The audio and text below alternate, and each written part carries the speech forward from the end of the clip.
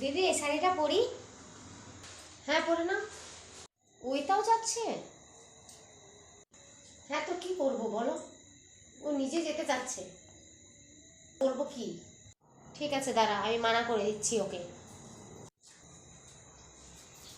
বৌমা তুমি যেও না। কেন মা?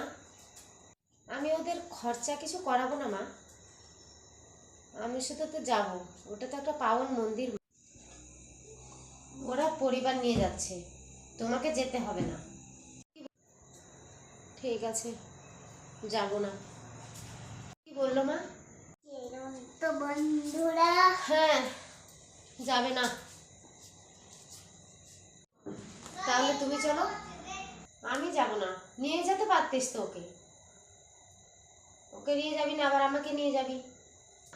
ওকে নিয়ে যাব না, আমরা হোটেলে খাবো টাবো, ও কেমন করে খাই, ও ভালো সব হতে আমার মান সম্মান কিছু থাকবে না। পূজার একটা পাবন মন্দির, ওখানে গেলে কিসের আবার মান সম্মান যাবে রে তোর? ঠিক আছে দিদি, আমি যাব না।